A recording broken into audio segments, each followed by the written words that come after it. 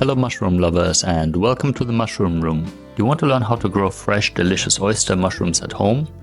Or maybe you bought one of those ready-made spray and grow kits, loved it, but then quickly realized that spending $30 for 1 pound of mushrooms just isn't going to work long term. Well, in either case, I'd like to give you a flowchart that will guide you through the whole process, from spores to harvest. Don't worry, it's not as complicated as it looks. You can find a lot of videos on the Mushroom Room and on other channels which go into the specifics of each step, but I'd like to give you a high-level overview here of each of the major steps so that you know what's involved.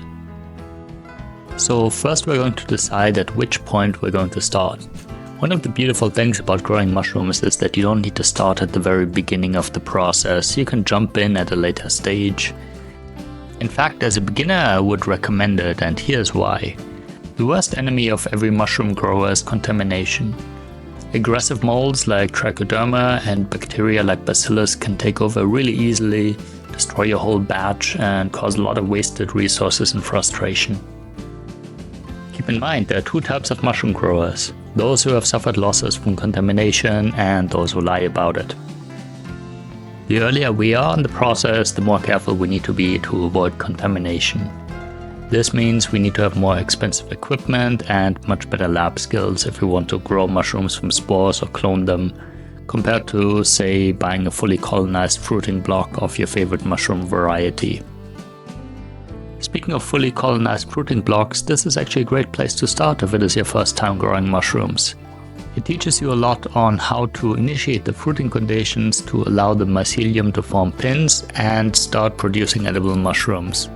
You'll need to ensure that the mushroom stays in the right humidity range, either by spraying the block frequently, by placing them into a suitable humidity controlled bag, or perhaps you already set up a dedicated grow tent.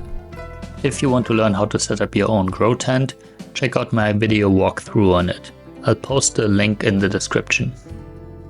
While ready-made fruiting blocks can feed you for 1 or 2 days, you'll get bored pretty quickly and realize that growing a pound of mushrooms this way costs you $30, so you want to do more.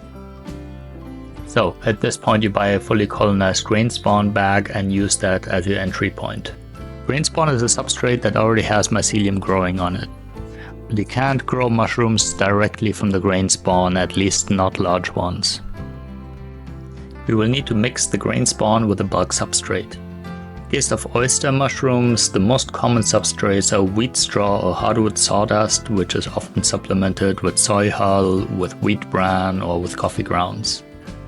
Another popular and highly effective substrate is the Masters mix, which is a 50-50 mix of hardwood sawdust and soybean hulls. I will post a video tutorial link on how to make it in the description. Yes, they will even grow on strange substrates like old books or toilet paper, but why would you want to torture those poor innocent fungi? Next, choose how you want to grow your mushrooms. The most common ways for growing oyster mushrooms indoors are either in a bag with sterilized sawdust or straw, or in a bucket with pasteurized substrate. Why do I need to sterilize or pasteurize the substrate? Well, if you don't, then the mycelium needs to compete with other organisms that live in the substrate, such as mold or bacteria. If we kill off the other organisms through sterilization or pasteurization first, then the mycelium has a head start and is more likely to colonize the bag. Now mix your grain spawn with the substrate. This will spread the mycelium so it can take over and colonize the substrate. Once it's mixed, let it colonize for around 1 to 4 weeks.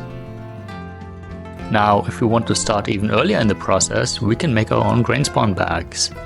This is like the starter for sourdough, but for mushrooms. First, we take a grain jar or bag. You can use rye, you can use wheat or millet, and then sterilize it to kill all of the contaminants. Once it's sterilized, inoculate it by mixing in liquid culture from a syringe.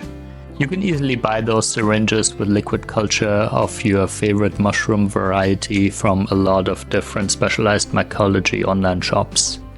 Each liquid culture syringe can be used to inoculate between 2 and 5 grain bags or jars. After injecting the liquid culture into the grain bag or jar, let it sit for around 1 to 4 weeks until it's fully colonized. You'll see when it's ready to be used in the next step when it's covered in white mycelium. If you have gone through this whole process a few times before, have improved your lab skills sufficiently, and feel like you're ready for the next challenge, you can also make your own liquid culture. You can do this either by cloning a mushroom and expanding the mycelium in a liquid culture, or by making a liquid culture from a spore print. So let's recap.